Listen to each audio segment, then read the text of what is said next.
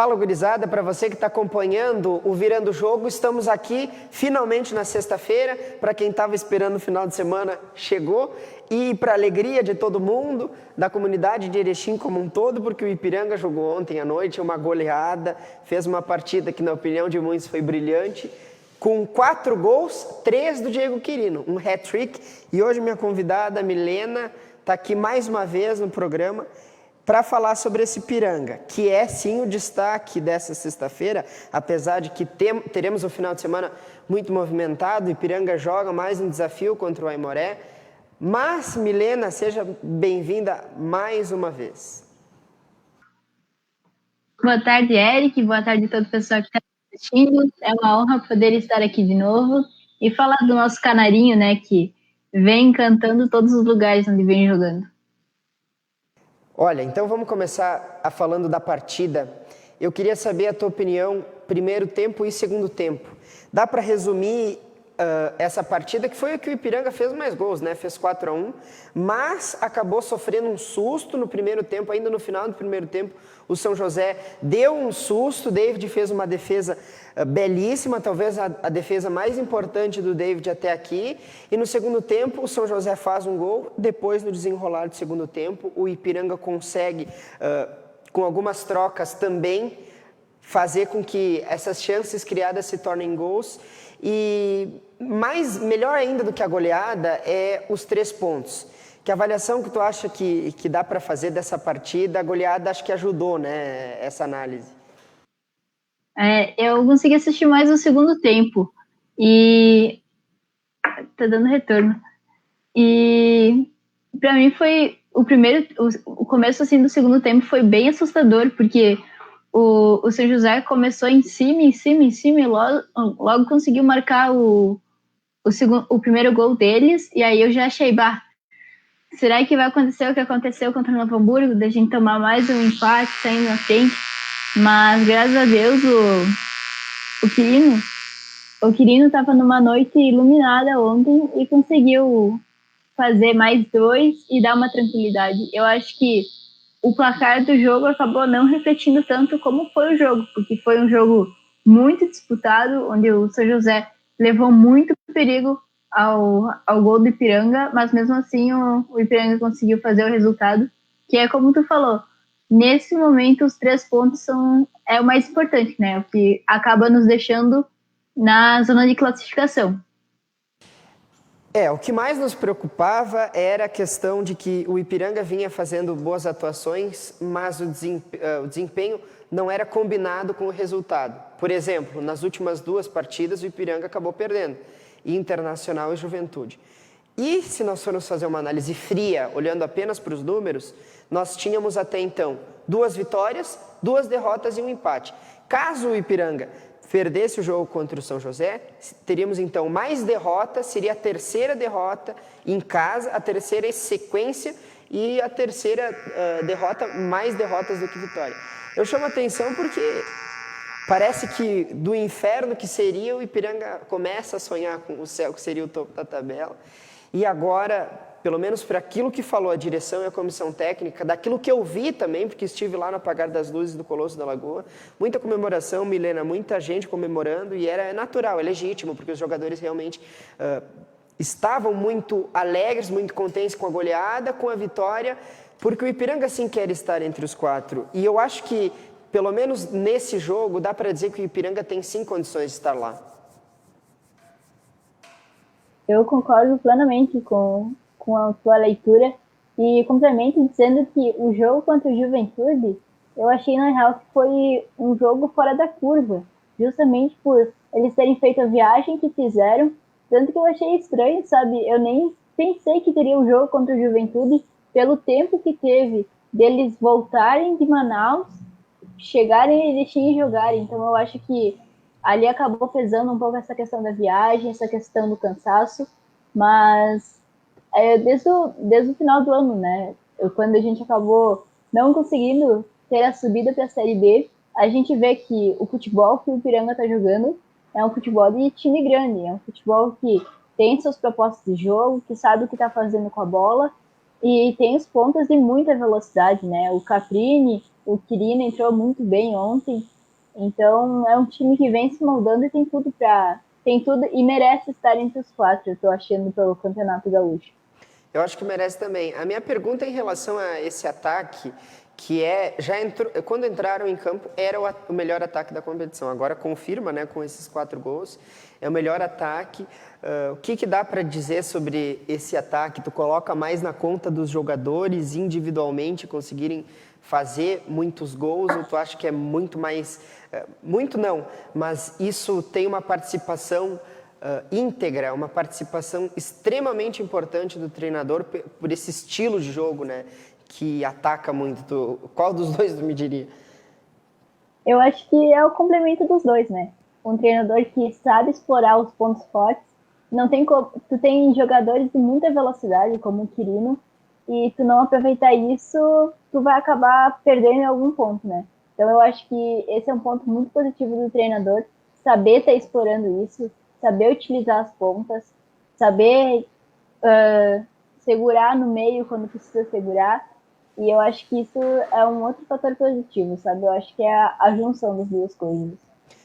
Uma das coisas, Milena, que o treinador Júnior Rocha foi entrevistado pela TV Bom Dia e pelo jornal Bom Dia, e ele falou uma questão que, às vezes, quem está assistindo o jogo ou quem escuta pelo rádio, nesses tempos tão difíceis, não consegue fazer essa observação. Mas ele destacou que, de fato, as equipes elas têm um certo comportamento, um tanto quanto defensivo. Quando vem jogar aqui no Colosso da Lagoa, talvez isso para dar alguma explicação de por que o Ipiranga só foi vencer na sua terceira partida jogando em casa. A minha dúvida que eu te pergunto é em relação a esse jogo contra o São José, porque não me pareceu que pelo menos nessa virada, a partir dos 25 minutos do primeiro tempo, quando o São José começou a atacar um pouco mais o Ipiranga e veio trazendo um pouco de sustos e um pouco mais ainda no início do segundo tempo. O São José é uma equipe que tradicionalmente tem rivalizado contra o Ipiranga, na Série C isso acontece, mas eu acho que o placar condiz com as chances aproveitadas, mas o São José não dá para dizer que deu bastante trabalho para o Ipiranga. Apesar de, lógico, a gente respeita a opinião do treinador e a gente não está conseguindo ver os jogos pessoalmente, mas eu acredito que, por exemplo, contra o Novo Hamburgo, ter levado 3 gols não é de uma equipe que veio fechada, né, pro Colosso da Lagoa. E contra o São José agora é a mesma coisa. A quantidade de chances que o São José teve no final do primeiro tempo, com a defesa do David, que tu comentou, no segundo tempo deles, eles começaram pressionando muito, e foi só depois com o segundo, e com o terceiro e com o quarto, o gol do Ipiranga, que conseguiu dar uma respirada. Então eu acho que talvez não seja, talvez os times não venham tão retrancados aqui para o Colosso. Então, pode ser que no começo do jogo se segurem um pouco mais para ver como a equipe age em relação a estar jogando em casa e essas coisas, do que realmente não ser a proposta deles. É bem por aí. Eu até pergunto para ti em relação a isso, então, se de fato as equipes não, se essa análise que tu faz sobre o Ipiranga, porque o Ipiranga é um time que ataca muito e deixa alguns espaços. Esses espaços podem ser entendidos como espaços no meio-campo, mas não só por ali. Eu acho que ontem o São José conseguiu explorar muito pelo lado esquerdo e pelas laterais. Normalmente um time que ataca muito precisa desses laterais subindo. Tem alguns pontos, então, que precisam melhorar nessa defesa do Ipiranga. No jogo contra o Novo Hamburgo que tu citou, o meio-campo ele realmente estava perdendo a sua segunda bola, não estava conseguindo fazer essa recomposição de uma maneira a deixar o Ipiranga vulnerável, estava deixando o time vulnerável. Isso houve uma melhora. Tu concorda comigo? Concordo, sim. Eu acho que é justamente no meio ali que a gente está tendo as maiores dificuldades, porque a bola acaba chegando muito perigosa para a defesa, sabe?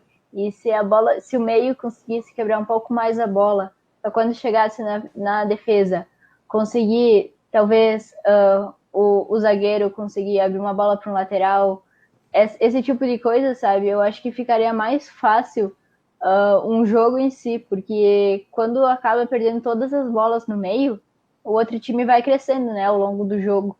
Então, eu acho que é justamente por aí que o meio de campo do Ipiranga talvez falta se encaixar um pouco, né, que chegou jogadores novos, talvez estão se acostumando ainda com o time, com a forma que até o próprio treinamento, né? Não estão conseguindo treinar muito porque está sendo um jogo atrás do outro. Eu acho que isso também está impactando.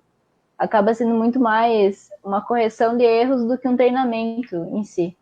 É bem isso. Acaba sendo muito mais uma correção naquilo que foi entendimento do treinador errado na partida para melhorar. Por isso que eu digo, há uma evolução. Essa recomposição foi feita ou está sendo feita de uma maneira um pouco mais organizada, o que não aconteceu no jogo esse que tu traz como exemplo contra o Novo Hamburgo. Mas eu me refiro a esses jogos em sequência que não podem ser descartados, porque quando se tem jogos em que se utiliza o time titular ou aqueles 13, 15 jogadores que são mais recorrentes na opinião do treinador, que nós chamamos de grupo principal, tende sim a ter um desgaste físico, que isso é evidente, é natural. Mas, em relação a quem vai entrar, porque, por exemplo, o Cristiano ontem não entrou, não foi relacionado, acabou sentindo durante a semana e foi poupado. O Quirino entrou e fez 3 gols. Na defesa, o Léo Canu entrou, na minha opinião, não comprometeu.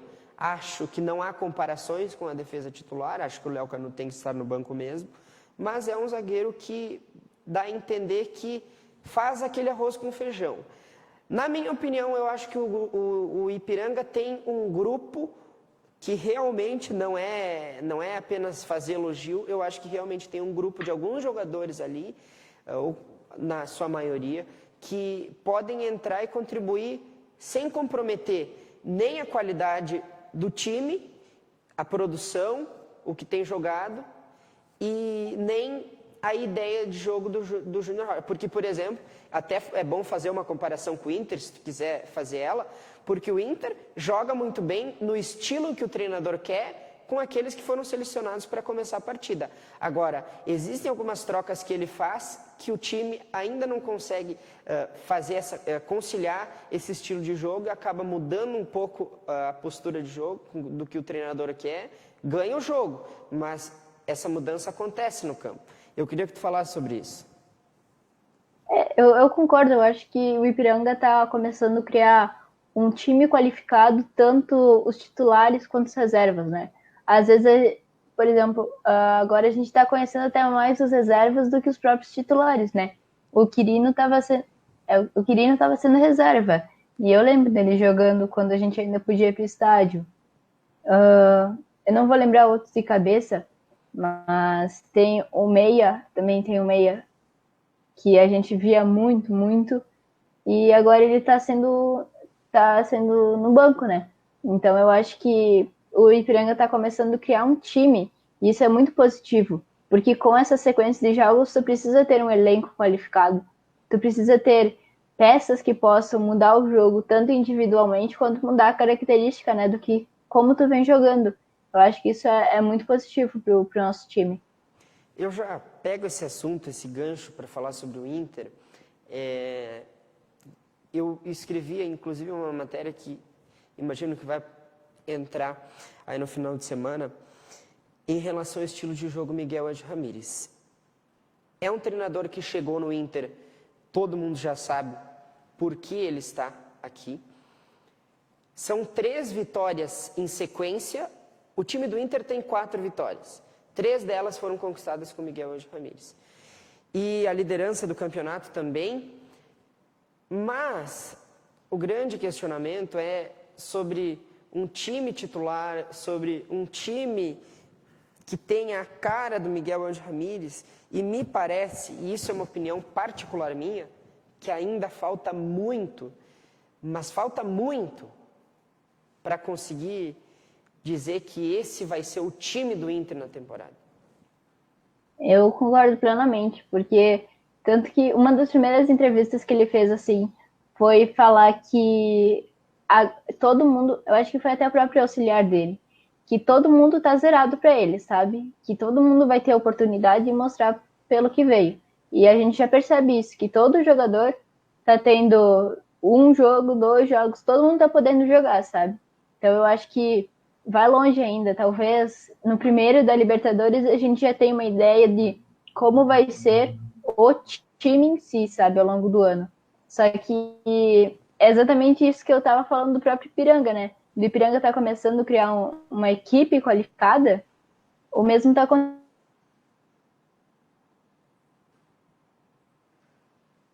com o Inter. O Inter tá. Travou, né? Oi, agora Voltou? sim, agora eu escuto. Voltou? Como eu estava falando, o Inter está começando a criar um banco de qualidade. Por exemplo, agora se o Guerreiro jogar, vamos supor o 9 ideal, né? Às vezes o Yuri pode ser usado de ponta. Mas se o Guerreiro jogar, o Yuri está no banco. É um acréscimo de qualidade enorme quando, por exemplo, a gente jogava com Trellis no banco, sabe? Então eu acho que, por exemplo, em vez da gente ter só o Marcos Guilherme e o Leandro Fernandes no banco, agora a gente tem o Palácios, que está para chegar, o Caio Vidal, o Peglo. Então, acaba criando mais qualidade, acaba criando um elenco bom, né? E isso, com a sequência de jogos que vai ter, também vai ser essencial.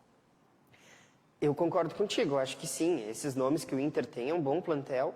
É um plantel que, olhando assim, dá para se formar alguns times, né, sem mudar o nível. Acho que dá para, sim, botar em um alto nível. Agora, a minha dúvida é outra. A minha dúvida é quanto tempo vai demorar para que os jogadores consigam absorver tudo que o treinador tem requerido, porque é um treinador jovem, tem uma mentalidade jovem, tem ideias também que ele carrega com a bagagem dele.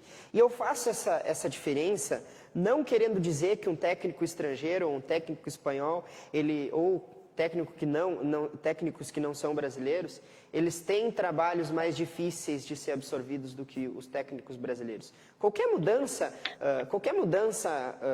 de estilo de jogo, seja técnico brasileiro, chileno, uruguaio, qualquer um, ele demora um tempo.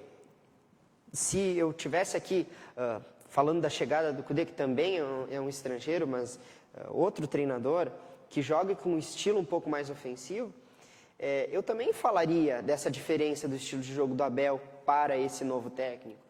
Agora, eu não sei se esse tempo vai ser dado. Outras dúvidas, no jogo contra o Caxias, eu acho que o Edenilson jogou muito bem, só que não dá para se ter certeza se ele vai ser o titular por ali. Eu acho que o Yuri Alberto poderia cair pelo lado de campo. Para mim, não seria exagero colocar, porque ele realmente joga, mas o lugar, a posição que ele joga melhor é como centroavante. E agora, o Guerreiro vai jogar, o Yuri Alberto vai jogar, Marcos Guilherme vai jogar. É complicada a situação para o Miguel Ângelo Ramírez. E o que mais me preocupa é esse tempo. Será que vai ter esse tempo todo? Porque a hora que chegar em que as finais do Campeonato Gaúcho, que certamente o Inter estará, e os jogos que demandam mais experiência do elenco, nem a questão da dificuldade dos jogos, mas que exigem essa experiência, esse entrosamento, talvez ele chegue lá ainda sem ter conseguido evoluir isso da forma com a qual ele gostaria. Eu acho que, primeiro de tudo, a gente tem que falar que o que o Miguel veio não implantar no Inter, sabe? Mas a proposta que o Inter está querendo com o Miguel Ramírez é realmente uma mudança no futebol. É um futebol do jogo posicional, que está sendo muito falado, né?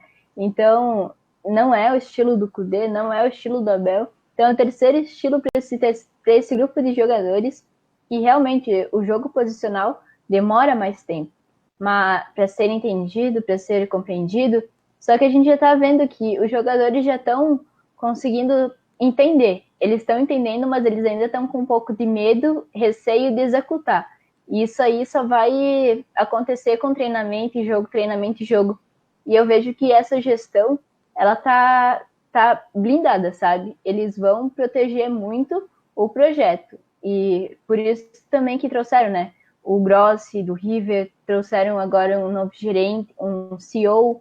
Então, o Paulo Brax. Então é uma gestão que está se fechando e acreditando no projeto.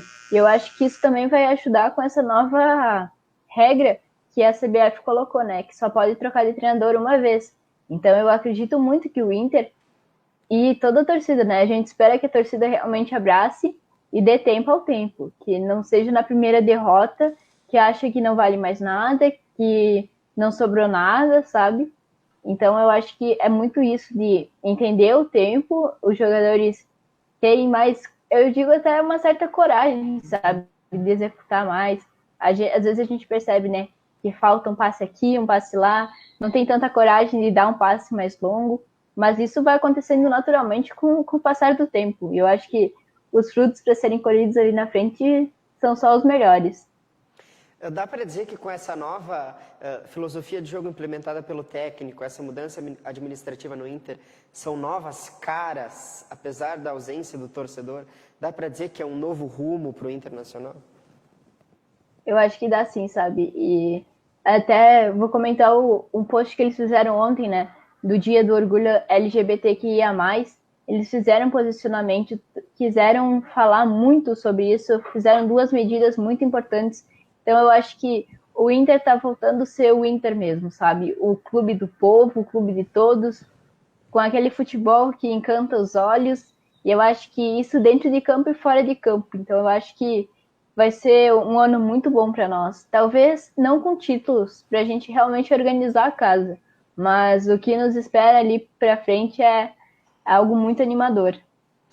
Quando o Eduardo Cudê foi contratado, também se especulou muito sobre o trabalho dele, e uma comparação até dá para ser feita, porque são estilos ofensivos mesmo.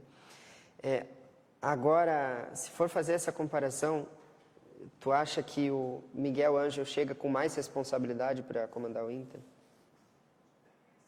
Eu acho que a única semelhança entre os dois é que são técnicos estrangeiros e com propostas ofensivas. Mas se tu for pegar o jogo do Cudê e o jogo do Miguel, são 2 modelos de futebol totalmente diferentes, sabe? 2 escolas completamente diferentes. O Cudê é um ex-jogador que se transformou em treinador.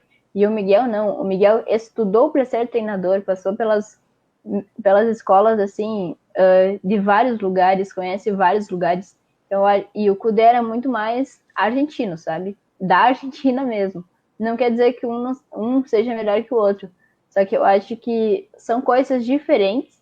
É a mesma coisa com o Abel. São modelos diferentes, ideias diferentes. E eu acho que só vai ser muito positivo para o futuro, sabe? Eu também, eu acho que eu concordo contigo, realmente são estilos diferentes e às vezes o treinador que se prepara, e nós temos alguns exemplos disso, conseguem ter resultado. Alguns podem criticar o Rogério Ceni por vários motivos. Agora entra como um desses que foi treinador e essa experiência do cara que foi jogador e depois vira treinador, ela realmente acontece. Eu poderia ficar aqui uns 2 minutos citando exemplos de caras que foram jogadores e que depois foram técnicos.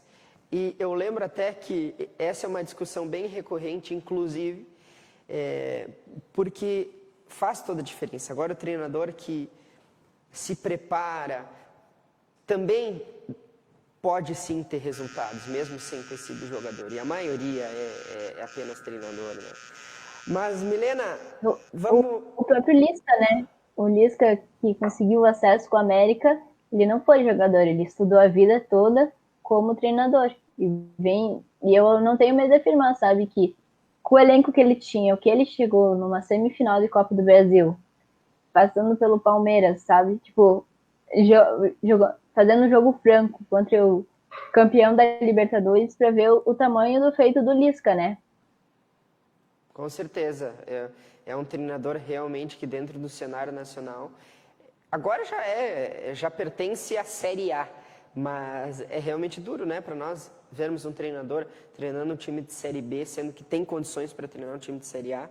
Há quem discorde que o trabalho do Lisca é um bom trabalho, mas se tratando de fatos, o que ele fez com o América no ano passado, um quase título da Série B, talvez o título da Série B calasse muitos críticos. Agora, mesmo assim, eu acho que não muda muita coisa. Milena, esse jogo, então, o jogo último contra o Caxias, os 2-0, e agora, no próximo domingo, contra o Brasil de Pelotas, o que dá para dizer? Eu não consegui ouvir direito, pode repetir?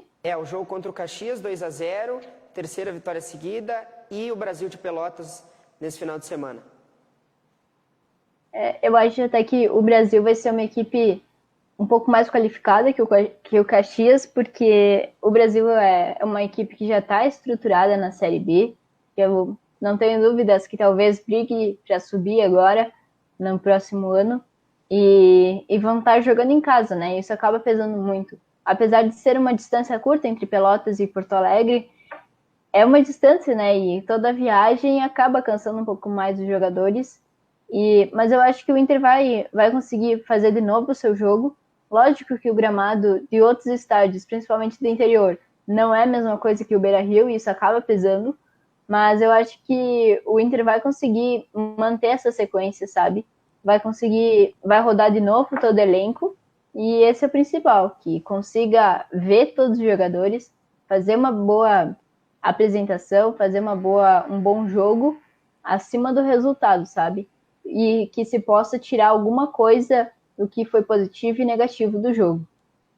Conhece bem Pelotas, Milena? Conheço, tô morrendo de saudade. Um pouquinho. Por falar em Pelotas, o Grêmio também enfrenta Pelotas nesse final de semana. Com os garotos da base, acabou perdendo para o Juventude.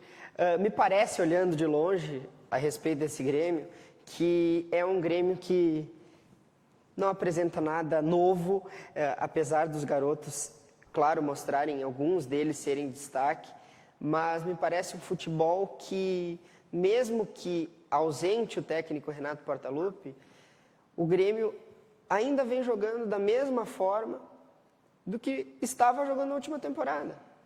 Novos nomes não surgiram, o treinador ainda não voltou, nem os titulares, e a preocupação é o que eu inclusive falei ao meio-dia, o jogo contra o Independiente. Se falam em algumas negociações, se falou em Borré, que é um centroavante do River Plate, agora estão querendo trazer o Lucas Prato, mas esses nomes, e aí que entra numa contradição, porque esse nome surge na imprensa da capital e o presidente Romildo Bolzan vai lá e diz, não, isso não é verdade, isso não vai acontecer, o que me parece uma contradição da própria direção do Grêmio, porque, então, quem que está vindo? Que negociação que então está sendo encaminhada? Eu acho que isso de negociação e tal, lógico que todos os jornalistas têm suas fontes e tal, podem estar corretos, só que é muito relativo, sabe? Muitas vezes o próprio clube pode se fechar para não atrapalhar as negociações e tal. Eu acho que isso pode acabar pesando, sabe? Para falar assim, tem alguma coisa ou não tem alguma coisa.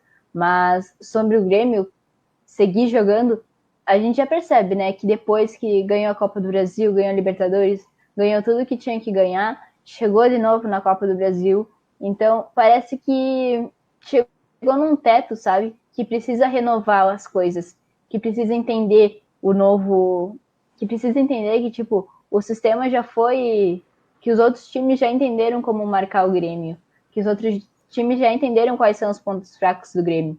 E isso não vai mudar com as peças, sim com o modelo de jogo, com a forma como tu tá treinando, com quem tu tá treinando, sabe? Eu acho que tudo isso acaba impactando pro resultado no final de semana, no meio da semana com o time.